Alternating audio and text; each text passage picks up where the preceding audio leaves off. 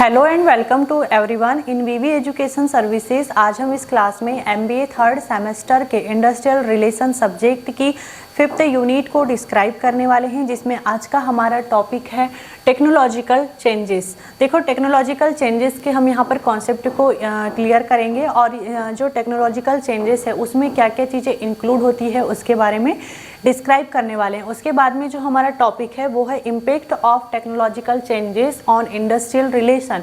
It means जो technological changes हो रहे हैं उससे एक इंडस्ट्रियल रिलेशन पर क्या इम्पैक्ट पड़ते हैं उसके बारे में हम डिस्क्राइब करेंगे और इसके कौन कौन से बेनिफिट्स हैं टेक्नोलॉजिकल चेंजेस के। इन सारी चीज़ों को आज हम इस क्लास में डिस्क्राइब करने वाले हैं। तो देखो, जो टेक्नोलॉजिकल चेंजेस है वो क्या होता है। टेक्नोलॉजिकल चेंजेस किसी भी ऑर्गेनाइजेशन या सिस्टम में जो न्यू टेक्नोलॉजी है उसको अडॉप्ट करना और जो ओल्ड टेक्नोलॉजी है उसको रिप्लेस करना, यही है एक टेक्नोलॉजिकल चेंजेस। अब देखो, जो टेक्नोलॉजिकल चेंजेस है उसमें क्या इंक्लूड हो सकता है, जैसे न्यू मशीन्स है या इक्विपमेंट्स है उनका इंट्रोडक्शन, या फिर जैसे न्यू सॉफ्टवेयर है, हार्डवेयर है उनका इंट्रोडक्शन, या फिर जो एम्प्लॉयज़ हैं, मतलब कोई ऑर्गेनाइजेशन में या सिस्टम में जो वर्क कर रहे हैं वो एम्प्लॉयज़ को यहाँ पर जो न्यू टेक्नोलॉजी है, टेक्नोलॉजी को यूज़ करने के लिए ट्रेंड करना, ये सारी चीज़ें इंक्लूड होती है टेक्नोलॉजिकल चेंजेस में। अब हम देखते हैं यहाँ पर कि जो इम्पैक्ट है इंडस्ट्रियल रिलेशन में टेक्नोलॉजिकल चेंजेस से वो कौन कौन से हैं। तो देखो, यहाँ पर जो इंटरनेशनल कॉम्पिटिटिव है या फिर जैसे टेक्नोलॉजिकल चेंजेस के कारण यहाँ पर जो ऑर्गेनाइजेशंस है या एम्प्लॉयर है उन पर वेरियस फॉर्म या व्यूज़ पर इम्पैक्ट पड़ रहा है। तो यहाँ पर हम जो सम पॉइंट्स मैंने यहाँ पर लिखा है तो हम इसके थ्रू डिस्क्राइब करेंगे कि कैसे इम्पैक्ट पड़ता है एक इंडस्ट्रियल रिलेशन में टेक्नोलॉजिकल चेंजेस से। तो फर्स्ट ऑफ ऑल जो हमारा पॉइंट है यहाँ पर एम्प्लॉयमेंट इश्यू या फिर loss of employment. It means देखो, जो टेक्नोलॉजिकल चेंजेस हो रहे हैं, टेक्नोलॉजिकल चेंजेस से यहाँ पर एम्प्लॉयमेंट में इश्यू क्रिएट हो रहे हैं या जो एम्प्लॉयमेंट है उसमें लॉस भी हो रहे हैं। इट मीन्स जो ऑटोमेशन है या फिर जो आर्टिफिशियल इंटेलिजेंसी है इनका यूज़ किया जाने लग गया है। इनके यूज़ से जो मतलब कहना चाहिए कि वर्क किया जा रहा है या मशीन सॉफ्टवेयर के थ्रू यहाँ पर वर्क किया जाने लग गया है, या फिर जो रोबोटिक्स है रोबोटिक्स के थ्रू वर्क किया जाने लग गया है। आजकल तो देखो टेक्नोलॉजी इतना ज़्यादा डेवलप हो चुका है या मतलब ऐसे ऐसे रोबोट क्रिएट कर दिए गए हैं कि जो घर का भी काम करने लगे हैं, मतलब मार्केट से जाकर के सामान लेकर के आ रहे हैं, घर की साफ़ सफाई कर रहे हैं, सभी काम कर रहे हैं। तो इतनी ज़्यादा टेक्नोलॉजी आ चुकी है, इतना ज़्यादा मतलब डेवलपमेंट हो चुका है। या फिर जैसे ऑनलाइन प्लेटफॉर्म है, ऑनलाइन प्लेटफॉर्म में जैसे अब आज के टाइम पर ऐसे नहीं होता है कि कबूतर कोई चिट्ठी लेकर के जा रहा है, मतलब इंफॉर्मेशंस लेकर के जा रहा है, या कोई पोस्टमैन इंफॉर्मेशन लेकर के जा रहा है। आज का टाइम वो नहीं है। टेक्नोलॉजिकल चेंजेस इतना ज़्यादा हो चुका है कि आप घर बैठे ही कोई भी वर्क को इजीली कर सकते हो। जैसे अगर आपको किसी को कोई इन्फॉर्मेशन शेयर करनी है तो आप नॉर्मली उसको मेल कर सकते हो या फिर मैसेज के थ्रू भी आप उसको इन्फॉर्मेशन शेयर कर सकते हो। फिर जैसे शॉर्टेज स्किल, तो यहाँ पर स्किल शॉर्टेज हो रही है, मतलब जैसे मान लो कि कभी कभी हमको ही अगर ज़्यादा काम हो जाता है या किसी को भी अगर ज़्यादा काम हो जाता है तो वो बोलते हैं ना, मैं इंसान हूँ मशीन नहीं हूँ। इट मीन्स यहाँ पर देखो, कोई मतलब मशीन मशीन ही रहेगी और कोई इंडिविजुअल मशीन नहीं बन सकता है। इट मीन्स यहाँ पर जो हम मशीन से काम करवा सकते हैं उतना काम हम किसी इंडिविजुअल से नहीं करवा सकते हैं। इट मीन्स यहाँ पर जो मशीन है वो ज़्यादा स्किल्ड है इंडिविजुअल के मतलब किसी इंडिविजुअल से। तो यहाँ पर देखो, जो कहना चाहिए कि कोई भी ऑनर है या फिर एम्प्लॉयर है तो वो मशीन से काम करवाना ज़्यादा पसंद करेगा, क्योंकि वो ज़्यादा अच्छे से वर्क परफॉर्म करेगी, उसमें ज़्यादा स्किल्ड है किसी इंडिविजुअल के अपेक्षा। तो यहाँ पर स्किल शॉर्टेज की वजह से भी कई बार एम्प्लॉय को जो एम्प्लॉयमेंट की प्रॉब्लम्स क्रिएट होती है या एम्प्लॉयमेंट में इश्यू क्रिएट होते हैं, या जो एम्प्लॉयमेंट है उनका लॉस होता है। कई बार मशीन से काम करवा लिया जाता है और जो एम्प्लॉय है उनको यहाँ से मतलब निकाल दिया जाता है या रखा ही नहीं जाता है। तो ये क्या है, एम्प्लॉयमेंट का इश्यू क्रिएट हो रहा है उनके साथ में या एम्प्लॉयमेंट का लॉस हो रहा है। किसके कारण से हो रहा है, टेक्नोलॉजी के कारण ये सारी चीज़ें हो रही है। फिर उसके बाद में सेकेंड है हमारा चेंजेस इन ऑक्यूपेशनल प्रोफाइल्स। अब देखो जो मतलब टेक्नोलॉजिकल चेंजेस के कारण न्यू स्किल रिक्वायर्ड है, मतलब डाटा साइंस में या मशीन लर्निंग में न्यू स्किल्स रिक्वायर्ड है।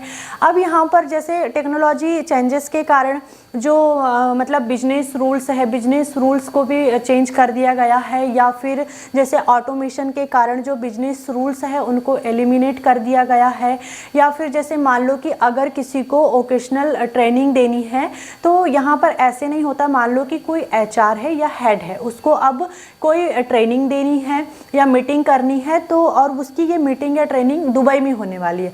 तो आज के टाइम पर ऐसा नहीं है कि जब वो दुबई जाएगा तभी उसकी ट्रेनिंग हो पाएगी या फिर मीटिंग हो पाएगी, ऐसा नहीं है।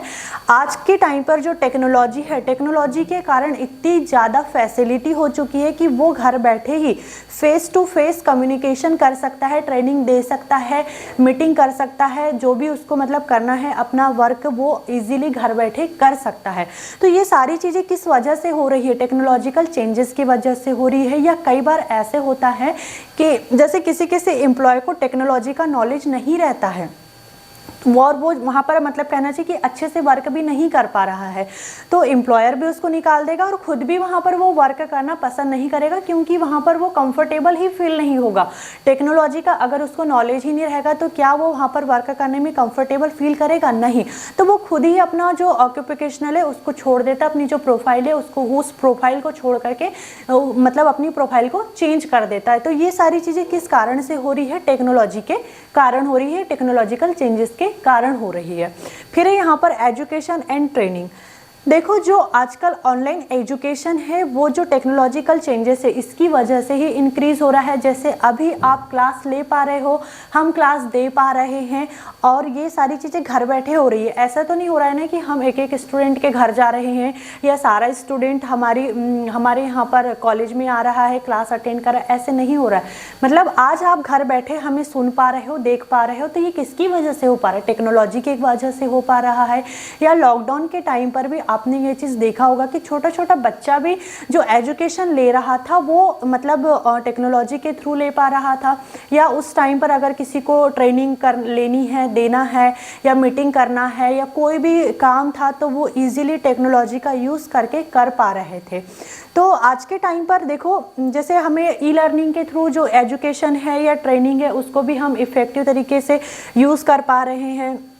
या फिर जैसे वीडियो कॉन्फ्रेंसिंग, मैंने अभी आपको बताया था कि वीडियो कॉन्फ्रेंसिंग के थ्रू भी यहाँ पर जो लॉन्ग डिस्टेंस है, लॉन्ग डिस्टेंस में हम कम्युनिकेशन कर पा रहे हैं, फेस टू फेस बात कर पा रहे हैं, तो इजीली यहाँ पर एजुकेशन भी हम प्रोवाइड कर पा रहे हैं, या फिर जो ट्रेनिंग है उसको भी हम प्रोवाइड कर पा रहे हैं। तो और जैसे एआई का यूज़ हम एजुकेशन में भी देखने को मिल रहा है। आजकल तो व्हाट्सएप में भी एआई असिस्टेंट आ चुका है, जिससे हम इजीली अगर कोई भी क्वेश्चंस पूछते हैं तो हमें आंसर तुरंत दे देती है।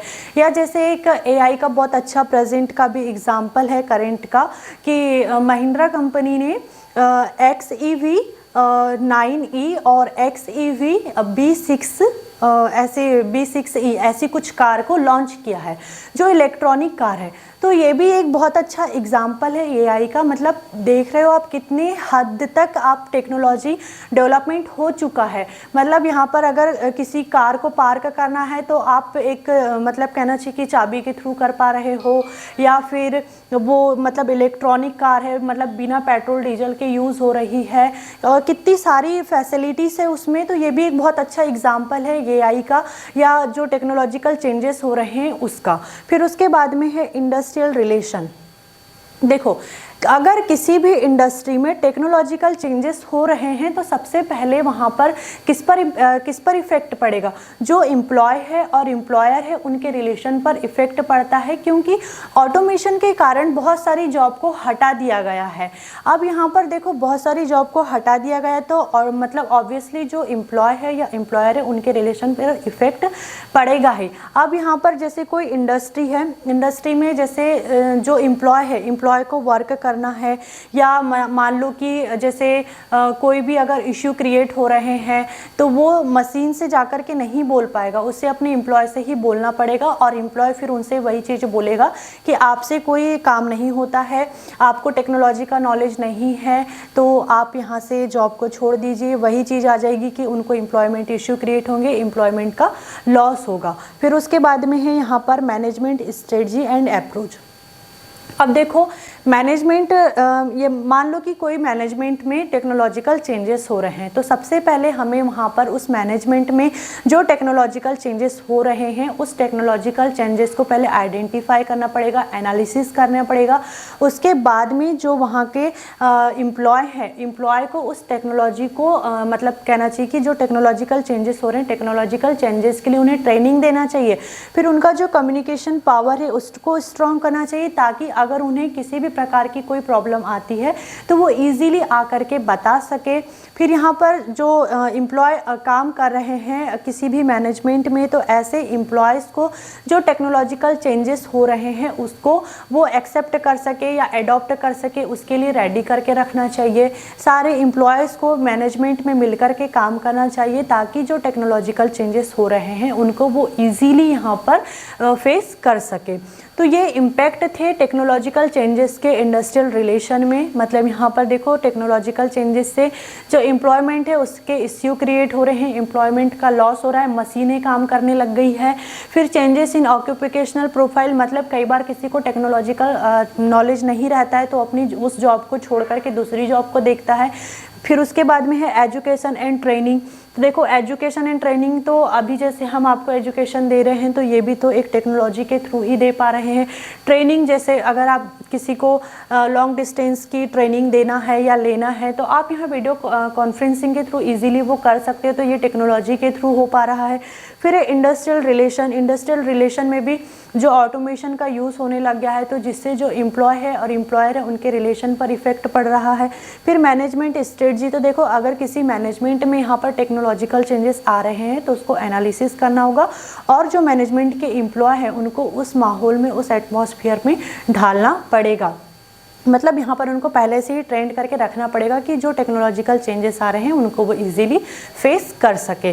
तो ये इम्पैक्ट थे टेक्नोलॉजिकल चेंजेस के एक इंडस्ट्रियल रिलेशन में। अब हम यहाँ पर देखते हैं कि जो इंडस्ट्रियल टेक्नोलॉजिकल चेंजेस हैं, टेक्नोलॉजिकल चेंजेस से क्या क्या बेनिफिट्स हो सकते हैं। तो देखो टेक्नोलॉजिकल चेंजेस से बेनिफिट्स हैं कि जैसे इंक्रीमेंट ऑफ प्रोडक्टिविटी है, या फिर जो कॉस्ट को रिड्यूस कर सकते हैं हम, कॉस्ट रिडक्शन मतलब, या फिर जो क्वालिटी है उसका इम्प्रूवमेंट कर सकते हैं। यहाँ पर न्यू पॉसिबिलिटीज़ है, कॉम्पिटिटिव एज है, increment in efficiency of employ है, या कस्टमर सेटिस्फेक्शन है वो इंक्रीमेंट हो रहा है। तो ये बेनिफिट्स थे टेक्नोलॉजिकल चेंजेस के।